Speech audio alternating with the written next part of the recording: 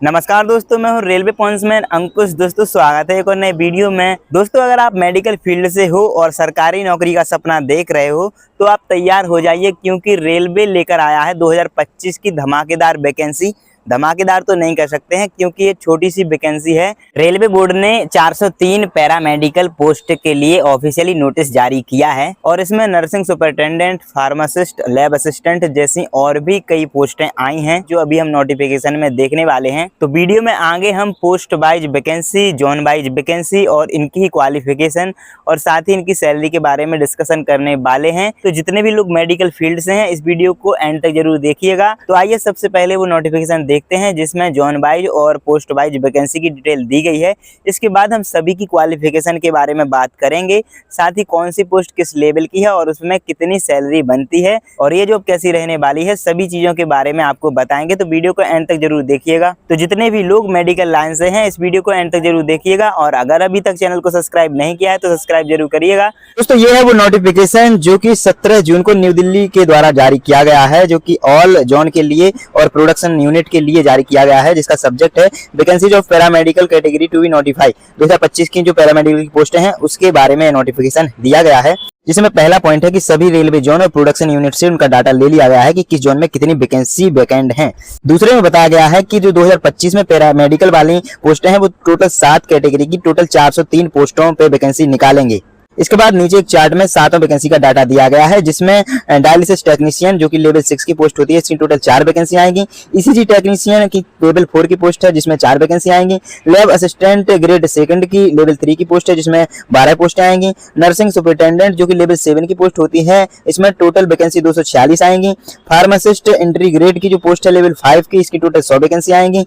वहीं जो radiographer x ray technician है लेवल 5 के, इनकी टोटल 4 वैकेंसी आएंगी। और 7वें नंबर पे health and malaria inspector grade 2 level 6 की पोस्ट है जिसकी टोटल 33 वैकेंसी आएंगी और ये सभी मिलाकर 403 पोस्टें होती हैं।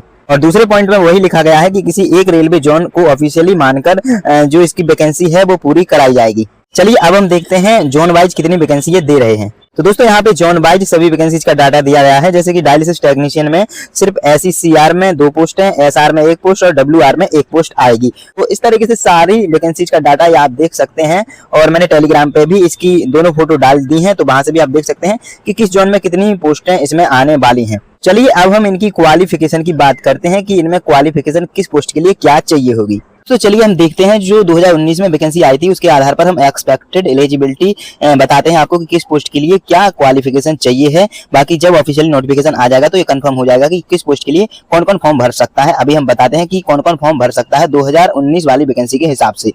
यहाँ पे देख सकते हैं डायलिसिस टेक्नीशियन के लिए एक हीमोडायलिसिस में आपका डिप्लोमा होना चाहिए या फिर डायलिसिस से BSc होनी चाहिए। वही ECG टेक्नीशियन के लिए एक्सपेक्टेड क्वालिफिकेशन की बात करें तो 10+2 होनी चाहिए साइंस स्ट्रीम से, बायोलॉजी से। वहीं ECG टेक्नीशियन सर्टिफिकेट या फिर डिप्लोमा होना चाहिए साथ में।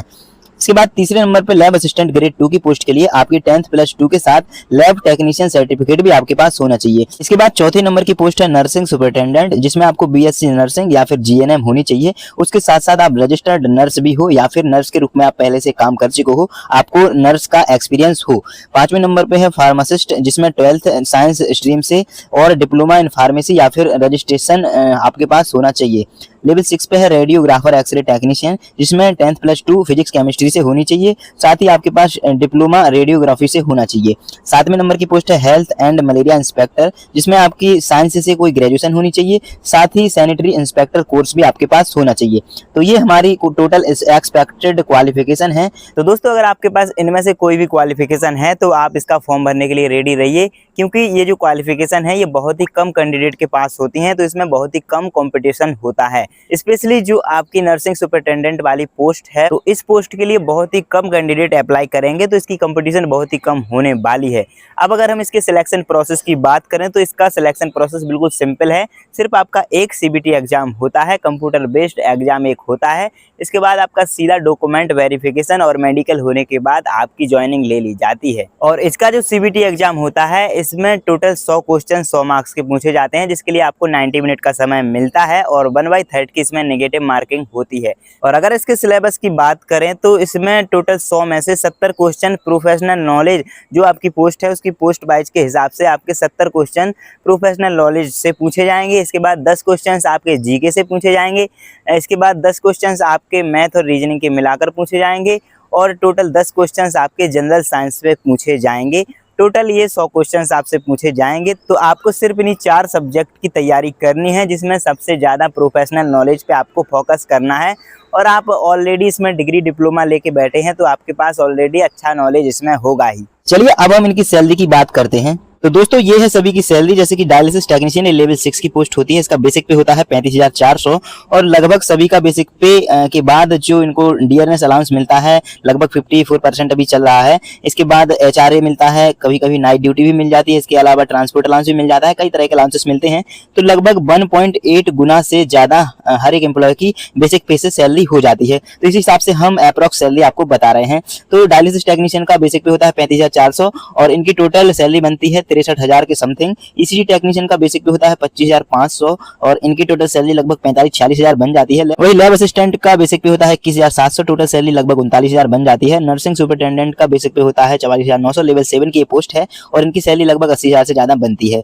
फार्मासिस्ट की जो पोस्ट है ये 29,200 बेसिक पे वाली पोस्ट है, टोटल 52,000 के लगभग इसकी सैलरी बन जाती है। अगली रेडियोग्राफर एक्सरे टेक्नीशियन की पोस्ट है जो कि 29,200 बेसिक पे और लगभग सैलरी 52,000 के समथिंग बन जाती है। वहीं एक और लास्ट पोस्ट है हेल्थ मलेरिया इंस्पेक्टर की, इसमें टोटल बेसिक पे 35,400 लेवल 6 की पोस्ट है और इसकी टोटल सैलरी लगभग 63,000 रुपए बन जाती है। तो ये सभी पोस्टों की सैलरी के बारे में डिटेल थी जो कि हमने अप्रॉक्स सैलरी बताई है। तो दोस्तों ये थी रेलवे पैरामेडिकल 2025 की भर्ती के बारे में पूरी डिटेल। अगर आप मेडिकल बैकग्राउंड से हैं तो ये आपके लिए एक बहुत ही अच्छा गोल्डन चांस होने वाला है। तो आप बढ़िया से प्रिपरेशन करिएगा। जब भी इसका ऑफिशियल नोटिफिकेशन आएगा तो अपनी अच्छे से एलिजिबिलिटी चेक करके फॉर्म भरिएगा और सही तरीके से अपना फॉर्म भरिएगा। जो भी डॉक्यूमेंट उसमें मांगे गए हैं सही तरीके से दीजिएगा। और जब भी इसका ऑफिशियली नोटिफिकेशन वेबसाइट पे आएगा उसकी भी मैं डिटेल वीडियो लेकर जरूर आऊँगा। तो उम्मीद है दोस्तों आपको ये वीडियो पसंद आई होगी। अगर वीडियो पसंद आई हो तो वीडियो को लाइक जरूर कीजिए, साथ ही उन दोस्तों के साथ वीडियो जरूर शेयर करिए जो लोग मेडिकल फील्ड से बिलोंग करते हैं। और साथ ही अगर अभी तक चैनल को सब्सक्राइब नहीं किया है तो सब्सक्राइब जरूर करिएगा और अपने टेलीग्राम ग्रुप से जरूर जुड़ जाइए। टेलीग्राम की लिंक डिस्क्रिप्शन में साथ ही चैनल के बायो में दी गई है, वहाँ पे इंपोर्टेंट PDF और इंपोर्टेंट अपडेट मैं देता रहता हूँ। तो चलिए दोस्तों मिलते हैं अगली वीडियो में, तब तक के लिए नमस्कार, धन्यवाद।